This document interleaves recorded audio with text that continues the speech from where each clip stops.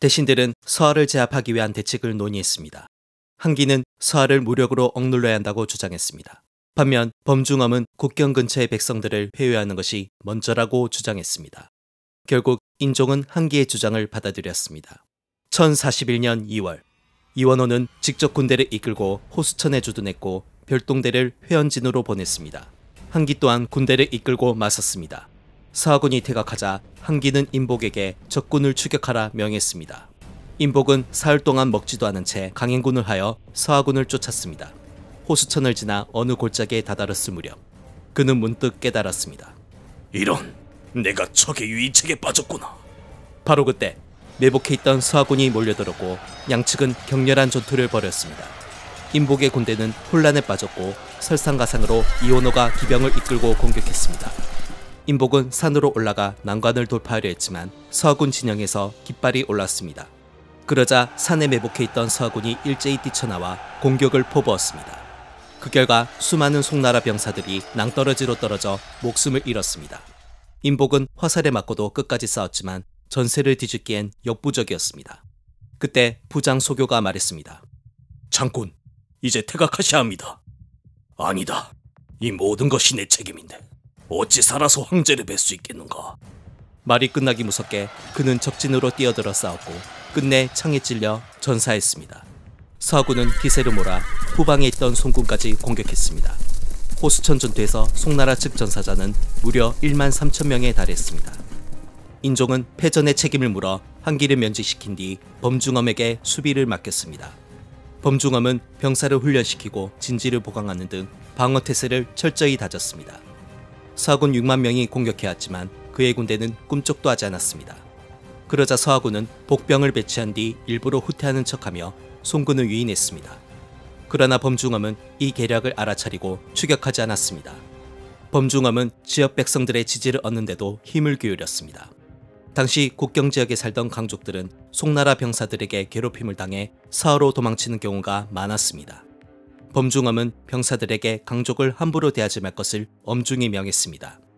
또한 그는 집과 토지, 식량을 제공하여 강족들이 안정된 생활을 할 수 있도록 도왔습니다. 그의 노력 덕분에 강족들은 다시 송나라로 돌아오기 시작했습니다. 국경지역이 안정되자 인종은 한기를 다시 중용해 범중엄과 함께 서하를 방어하도록 했습니다. 이원호는 공격이 번번이 막히자 초조해졌습니다. 설상가상으로 송나라가 교역을 중단하자 생필품이 부족해져 민심까지 떨어졌습니다. 1044년, 결국 송과 서하는 화의를 맺었습니다. 서하는 송의 신하국임을 인정하는 대신 송으로부터 매년 막대한 세패를 받기로 했습니다. 그러나 이원호는 여전히 황제를 칭하며 거만한 태도를 보였습니다. 그는 송의 사신을 도성에 들어오지 못하게 막는 등 무례한 행동을 서슴지 않았습니다. 인종 또한 이 사실을 알고 있었지만 더 이상의 전쟁을 막기 위해 모른 척할 수밖에 없었습니다. 한편 인종은 후계자 문제로 골머리를 앓고 있었습니다. 그에게는 무려 13명의 딸이 있었지만 아들들은 모두 어린 나이에 세상을 떠났습니다. 이에 한기가 양자를 들여 태자로 책봉할 것을 건의하자 인종은 답했습니다. 지금 후궁 한 명이 임신 중이니 조금만 기다려보시오. 그러나 후궁이 낳은 아이 또한 딸이었습니다. 결국 인종은 태종 조광예의 증손자인 조서를 양자로 들여 태자로 책봉하려 했습니다. 그러나 조서는 완강히 거부했습니다. 그는 권력에 욕심이 없었고 숨막히는 황궁에서 살고 싶지 않았기 때문이었습니다. 그러나 그는 황제의 명을 따를 수밖에 없었습니다. 1063년, 인종이 53세의 나이로 세상을 떠났습니다. 그의 죽음에는 여러 의문점이 남아있습니다. 인종은 종종 병을 앓긴 했지만 일상생활에는 큰 문제가 없었습니다. 그런데 어느 밤, 그는 갑자기 약을 찾으며 황후를 불렀습니다. 황후가 도착했을 때 인종은 이미 말을 할 수 없는 상태였습니다. 어이가 온 힘을 다해 치료했지만 그는 끝내 의식을 되찾지 못한 채 숨을 거두었습니다. 인종은 혹시 독살당한 것은 아니었을까요? 백성들은 그의 죽음을 슬퍼하며 거리로 나와 통곡했다고 합니다. 심지어 요나라 황제의 도종 또한 슬퍼하며 그를 추모했습니다. 태자 조서가 송의 5대 황제 영종으로 즉위했습니다. 그러나 그는 황제 자리에 어울리는 인물이 아니었습니다. 나란 일보다는 육아 경전과 시에 빠져 지냈고 몸이 허약해 병치레가 잦았습니다. 결국 조항태후는 영종의 건강이 회복될 때까지 수렴청정을 하기로 했습니다. 그녀는 인품이 고상하고 현명했기에 대신들과 함께 국정을 안정적으로 이끌어 나갔습니다. 하지만 영종의 건강은 더욱 악화되어 정신병 증세까지 나타났습니다. 그는 황관과 궁녀들을 함부로 대했고 조항태후가 자신을 미워한다는 망상에 빠졌습니다. 영종과 조항태후의 사이는 점점 나빠졌습니다. 이러한 갈등을 해결하기 위해 한기와 고양수가 나섰습니다. 황상 때문에 황관과 궁녀들이 고통받고 있다고 들었소.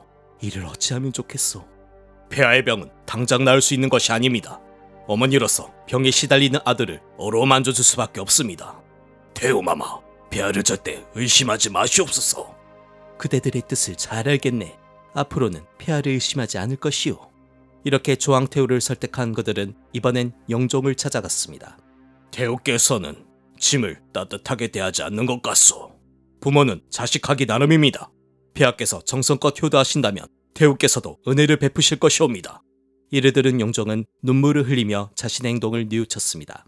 그렇게 영종과 조항태후의 관계는 회복되었고 시간이 지나면서 영종은 건강을 되찾아 친정을 시작할 수 있었습니다. 그러나 1년도 채 지나지 않아 그는 다시 병으로 눕고 말았습니다. 결국 그는 34세의 나이로 숨을 거두었습니다. 재위기간은 단 4년. 그의 유일한 업적은 사망왕에게 자칫 통감을 편찬하도록 한 것뿐이었습니다. 영종의 뒤를 이어 신종이 즉위했습니다. 그는 영종의 장남으로 아버지와 달리 총명하고 포부가 컸습니다. 배우기를 좋아해 밤늦도록 공부에 몰두했으며 아무리 더운 날씨라도 단정한 차림과 예의를 잃지 않았습니다. 또한 그는 과거 송나라가 요나라와 서하에 패배했던 굴욕을 떠올리며 말했습니다. 내가 뜻을 이루면 반드시 지난날의 치욕을 씻어낼 것이다. 그러나 신종이 즉위했을 당시 국가재정은 심각한 위기에 처해 있었습니다. 관료와 병사의 수가 급증하면서 막대한 예산이 소모되었고 요나라와 서하에 지급하는 세패도 국고를 압박했습니다. 거기에 지방 호족들이 백성들을 착취하면서 경제 상황은 더욱 악화되고 있었습니다. 1069년 신종은 개혁을 위해 왕안석을 중용했습니다. 그는 강직한 성품의 소유자로 오로지 학문에만 몰두하는 인물이었습니다. 외모에도 무관심해 씻지도 않았고 옷이 더러워져도 갈아입지 않았습니다.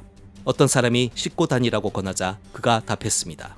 원래 내 살결이 검은데 씻어봤자 무슨 소용인가?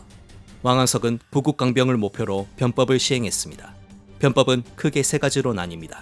첫 번째는 국가재정 확충. 국가가 직접 물자 유통을 관리해 중간 상인의 폭리를 막고 재정을 확보했습니다. 또한 수리시설을 확충하고 농민과 중소상인에게 낮은 이자로 돈을 빌려주었습니다. 두 번째는 군사력 강화. 농민들로 하여금 자율경찰 조직을 결성해 치안을 유지하게 했고 군말을 늘리기 위해 농가에서 말을 기르게 하고 세금을 감면해 주었습니다. 세 번째로 인재 양성. 실무 능력을 갖춘 인재를 뽑기 위해 과거제를 대대적으로 개편했습니다. 그러나 변법은 관료와 대지주들의 거센 반발을 불러왔습니다.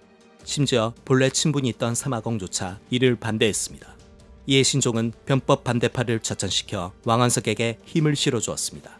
1073년 전국에 심각한 가뭄이 들어 수많은 백성이 굶어 죽었습니다.